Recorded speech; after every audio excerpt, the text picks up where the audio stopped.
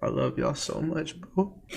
I've been going through hell out here. Hell, and I've had to go through it and push, bro.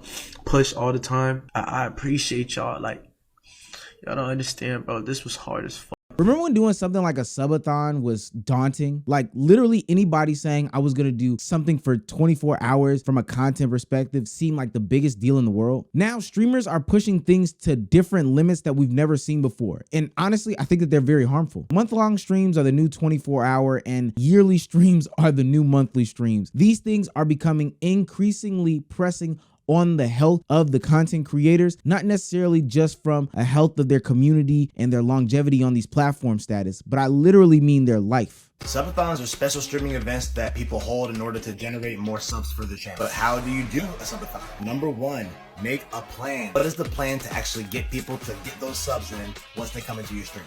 Number two, promote it to guarantee that people will be there. You don't know if they'll sub or not, but you at least want people there to witness what's going on so you have the chance to entice them. Number three, rest and nutrition. Get some rest before you try to stay up for 6, 8, 11, 12, 15, 24 hours. Get some rest and get proper nutrition. It's not the time for bang fuel or Snickers bars. Like, get a real meal, eat a salad, eat something green, eat some fruit. And then lastly, have fun. It's an experience and you're gonna learn from it, so don't expect everything to be perfect on the first try. You may have some parts in there where nobody's there, you may have some parts where it's really jumping, but the whole point is to be present with the same energy so when people come in, they can see what you're about and it entices them to give you those subs. Now that video was made in 2021 and it's amazing how fast things change in our lives. I think it was funny that he said that you need to stay hydrated and rest up because you know you're gonna be staying up for 6, 8, 12 hours. Please, buddy, that's no longer the standards for a subathon. Hell, that's your favorite streamer's nightly stream at this point. It's also interesting because subathons at one point were supposed to be reserved for very special moments, you know, like September where the subs are at a discounted rate so streamers would stay on for a much longer and extended period of time in order to boost their sub revenue for that specific month and hopefully gain a new following or hell, just make more money in general. But no, we're in January, and right now, if you go on any TikTok, Twitch, or Kick page, any page that does any sort of live streaming, I can guarantee you that there are no less than 5 content creators on any given platform doing some sort of thon at this very moment. Another thing that was brought up is how feasible this is, or really not is, to consistently do this. I literally saw a video not too long ago of Neon saying he spent $200,000 on 5 streams not too long ago. And I understand why content creators went the streaming route. Essentially, you can make more content with less legwork and less overhead. But at this point, if we're putting this much into this type of content and you're not getting the rewards out of it that you thought you would, what's the point of doing this? You could have made better content if you just sat down with a pen and a paper and made a video. But what's interesting to people is that they believe that this is the new meta for creating content. And I'm going to be honest with you, every time there's a new meta, the people that ride that new meta that aren't at the top are always going to be the people that don't benefit from this. Newer streamers staying on these platforms from hours on end don't even realize that a lot of thons are filled with bad content. And when I say bad content, I literally mean people just sitting on couches, eating food, not really doing anything like that. And for you as a new streamer, putting out any sort of bad content is not going to build healthy habits for you, whether it be from how you perceive content creation or just what you put out to this new audience that you are getting when you're really only subathoning to like 2 people. And then there's even an argument in the streaming community that subathons can even appear as greedy to a lot of these content creators. I think that subathons are cool for celebrations and things like that. I think if you have a subathon every other month, it just comes off as you being greedy and wanting that money. Eventually, your community catch on to it and be like, all right, we're just not gonna do that because that's dumb. That streamer may be right, and there is a good argument for it. A literal element of subathons is begging your community to sub to you in order to keep you on and creating content, almost guilt tripping them into believing that, hey, if you don't support me, you're a bad person because you want me to make content, right? And I don't know, something about millionaires begging the people just doesn't sit right with me. Blackboy Max late last year said that he was going to partake in a thon where he literally went live every single day. And that's a little bit different than your traditional subathon, but he's decided that he's going to fire up a stream every single day for 365 days. And some may be arguing that it's backfiring on him already. I'm saying stop smoking in my crib, please stop. Y'all over here trying to worry about the cams, Morgan. You feel me? It's a mess of a situation. I'm just saying, please stop smoking in my crib. That's all I'm saying. Please respect that. Y'all can literally go outside and smoke y'all weed in my backyard or the front, but I know some might not want to smoke in the front. So I offer the backyard. Please go to the back. I say this in a clip. Still smoking in this. But I personally believe that he'll probably feel the effects a couple months down the line and ultimately stop doing this. Firing up a stream every single day is a little bit daunting. Hell, even if you had a 9 to 5, you at least get 2 days off on the weekend. At some point, you have to live your life. You have to do things that require private conversations. You have to do things that address your actual real life. Going to the doctor or something like that so you don't end up coughing up blood or something like that. Not yesterday, this morning, I was coughing up blood this morning, right, in the cup. Look in that cup, there's blood, there's spit. I am sick because my chest is all clogged.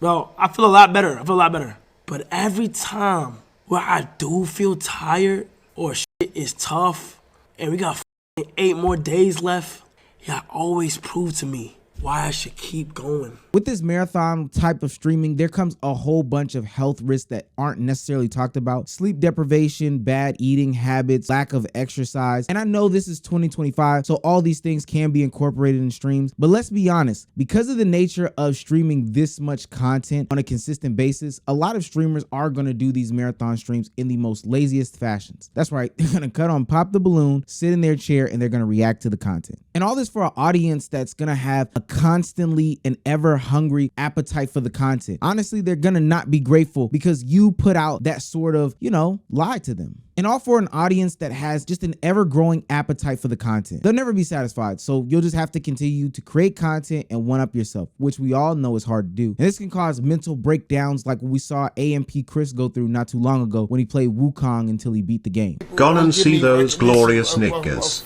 We gon' be here. Hearty. We love you, Chrissy. All of them. Q everything. They say I don't stream.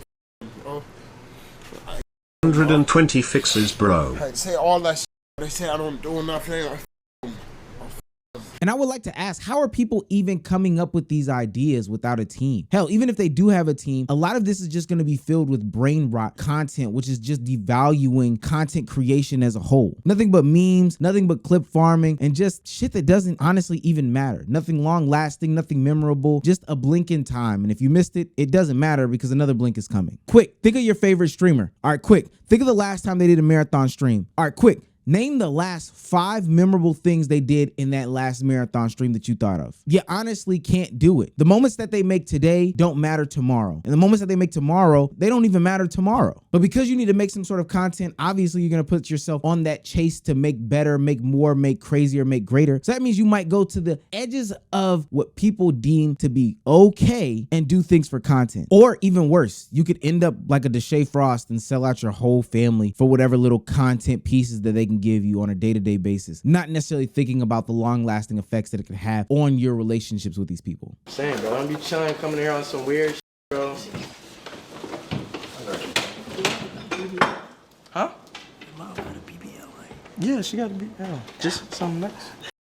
Bro, chill, bro. Mom, you over here talking about your ass, bro. I think one of the things that these content creators have to realize is that at some point, streaming like this, marathon-wise, isn't benefiting you. It's not benefiting you a health perspective. It's not helping you from a relationship perspective. It's not benefiting you from creating the best content that you can, which ultimately helps grow the biggest and most loyal audience that you can. It's not helping you create anything memorable, and it's damn sure not helping your pockets when you're spending $200,000 on a trip to not even produce anything that recoups that money. I'm seeing this new trend where a lot of these streamers think that they can offset this with some sort of brand and say, hey, if I can get so-and-so to sponsor my thon or whatever thing that I'm doing, then I can ultimately make my money back even if I don't make it off the VODs or the clips or whatever the case may be. But what they don't realize is, and hell, they might not even care, is that these brands are getting so much more bang for their buck. Think about it this way. At one point, they had to pay $10,000 for you to do one story post, and it just existed in that vacuum. But now, they'll have you consistently have it on their stream for just a little bit more money. It's okay if you get less viewers live because ultimately there's going to be 10 clip pages that you run, 10 fan-made clip pages, and 10 people reacting to those same streams when they do their marathon stream. So that's now being passed around 30 times over, and this brand or whatever is getting more bang for its buck. And I've been hearing more horror stories behind the scenes that I can't speak of, but trust me, financially speaking, a lot of this marathon streaming does not make sense. I've got to ask, who are you doing this for? And why are you doing this? How sustainable is this? After a year of doing marathon streams, are you going to do another year of marathon streams? How is this something that you can continue down your life path if you think this is supposed to be a career? You're just going to be a career-long marathon streamer? Sit down, make something memorable, and I promise you, whatever you are looking for in content creation will come to you. But the first step of that is stop feeding your audience this brain-rotted content because you've been on the computer for the last 6 hours and you've got 6 more hours to go and you're running out of ideas. So you got to think of something.